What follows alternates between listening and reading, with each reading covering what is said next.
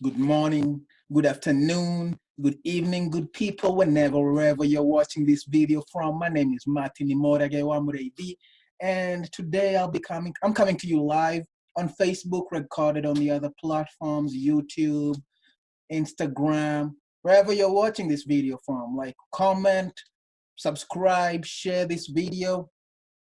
And today's video is a speech. It is my first video series. I hope I make it a series. Like I had a really good time writing this speech down. Today's January 20th, 2020, Martin Luther King Day here in the US. The library was closed. Maybe some other places were closed, but most people had to work today.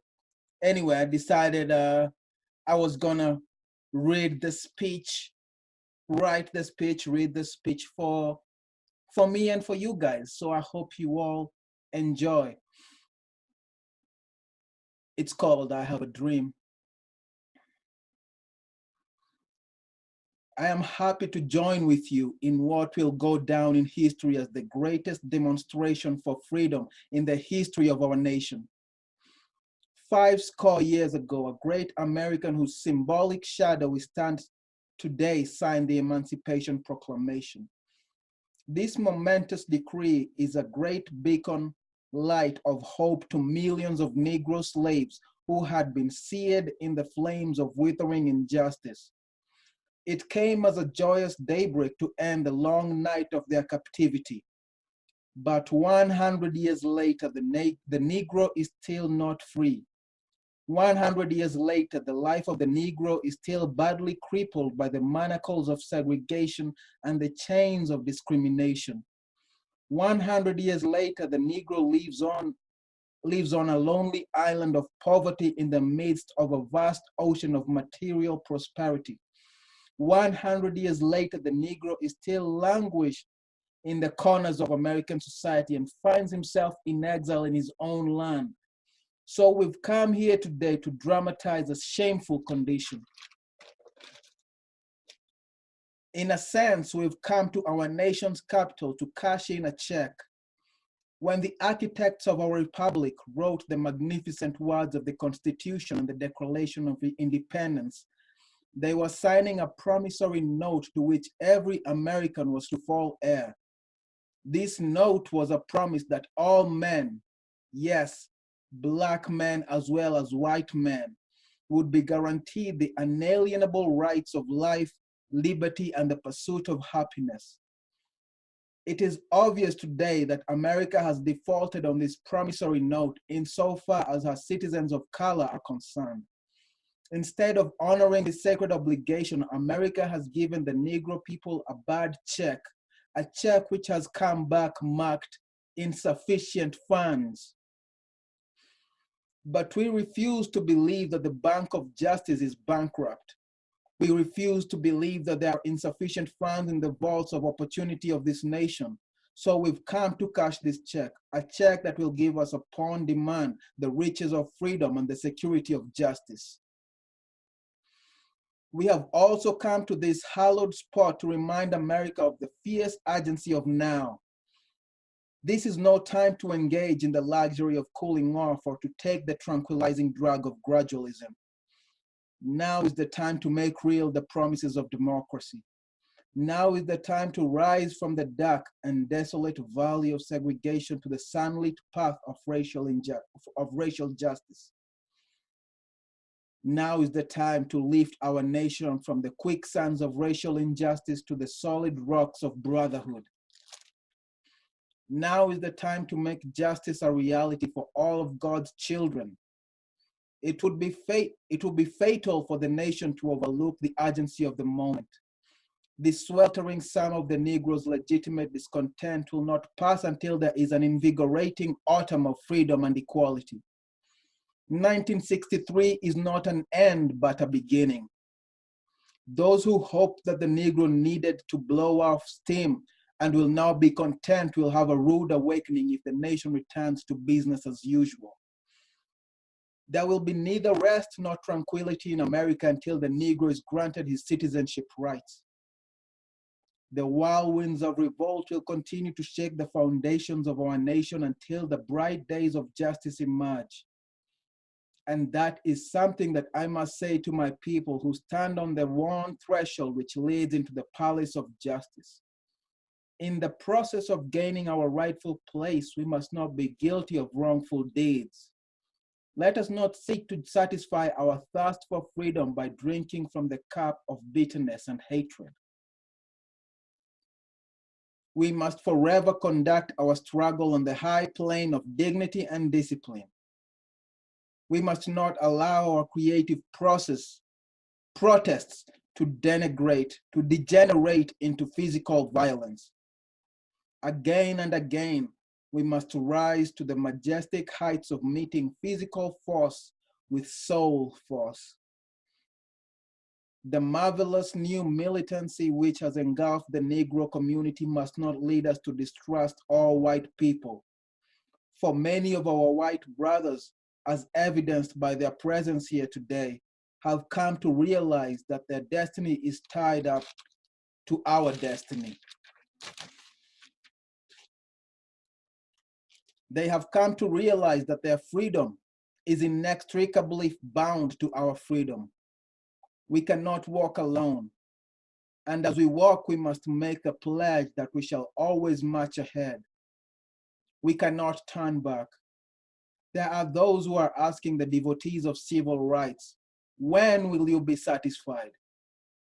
We can never be satisfied as long as the Negro is the victim of the unspeakable horrors of police brutality. We can never be satisfied as long as our bodies, heavy with the fatigue of travel, cannot gain lodging in the motels of the highways and the hotels of the cities. We cannot be satisfied as long as the Negro's basic mobility is from a smaller ghetto to a larger one. We can never be satisfied as long as our children are stripped of their adulthood and robbed of their dignity by signs stating, "For whites only." We cannot be satisfied as long as the Negro in Mississippi cannot vote and the Negro in New York believes he has nothing for which to vote for. No, no, we are not satisfied, and we will not be satisfied until justice rolls down like waters and righteousness like a mighty stream. I am not unmindful that some of you have come here out of great trials and tribulation. Some of you have come straight from narrow jail cells. Some of you have come from areas where your quest for freedom left you battered by the storms of persecution and staggered by the winds of police brutality. You have been the veterans of creative suffering. Continue to work with the faith that unearned suffering is redemptive. Go back to Mississippi. Go back to Alabama. Go back to South Carolina. Go back to Georgia. Go back to Louisiana. Go back to the slums and ghettos of our northern cities, knowing that somehow this situation can and will be changed. Let us not wallow in the valley of despair. I say to you today, my friends, even though we face the difficulties of today and tomorrow, I still have a dream. It is a dream deeply rooted in the American dream. I have a dream that one day this nation will rise up, live out the true meaning of its creed. We hold these truths to be self-evident, that all men are created equal. I have a dream that one day on the red hills of Georgia, sons of former slaves and the sons of former slave owners will be able to sit down together at the table of brotherhood. I have a dream that one day even the state of Mississippi, a state sweltering with heat of injustice, sweltering with the heat of oppression, will be transformed into an oasis of freedom and justice. I have a dream that my 4 little children will one day live in a nation where they will not be judged by the color of their skin, but by the content of their character. I have a dream. I have a dream that one day in Alabama, with its vicious racists, with its governor having his lips dripping with the words of interposition and nullification. One day right there in Alabama, little black boys and black girls will be able to join hands with little white boys and white girls as sisters and brothers. I have a dream. I have a dream that one day every valley shall be exalted, every hill and mountain shall be made low. The rough places will be made plain, and the crooked places will be made straight. And the glory of the Lord shall be revealed, and all flesh shall see it together. This is our hope. This is the faith that I go back to the South with. With this faith, we will be able to hew out the mountain of despair a stone of hope. With this faith, we will be able to transform the jangling discords of our nation into a beautiful symphony of brotherhood. With this faith, we will be able to work together, to pray together, to struggle together, to go to jail together, to stand up for freedom together, knowing that we will be free one day. This will be the day when all of God's children will be able to sing with new meaning. My country, 'tis of thee, sweet land of liberty, of thee I sing. Land where my fathers died, land of the pilgrim's pride. From every mountainside, let freedom ring. And if America is to be a great nation, this must become true. So let freedom ring from the prodigious hilltops of New Hampshire. Let freedom ring from the mighty mountains of New York. Let freedom ring from the heightening Alleghenies of Pennsylvania. Let freedom ring from the snow-capped Rockies of Colorado. Let freedom ring from the curvaceous slopes of California.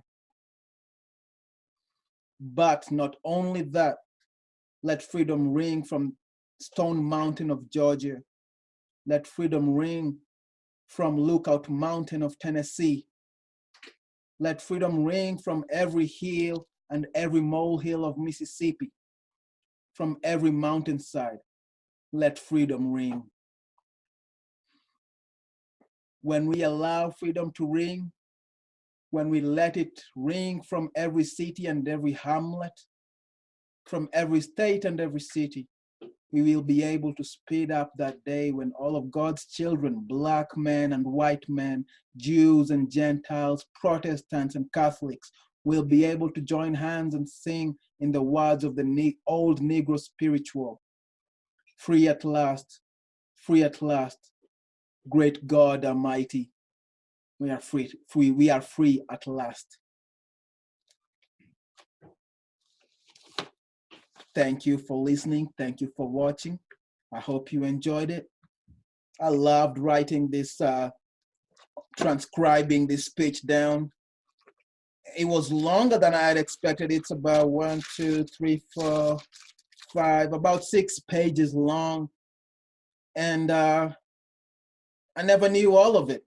Actually, the only part I knew was about the middle of the beginning of the last start of the speech, where he says, I have a dream that one day on the red hills of Georgia, starting over there where I have a dream. I didn't know about the beginning, about the end.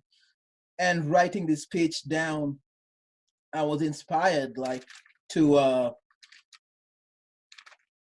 research more speeches that I've heard of, that I've had people quote. And hopefully I'll be reading one soon here again. Anyway, I hope you enjoyed it. Adios, good people. Good night, good evening, good morning, good afternoon.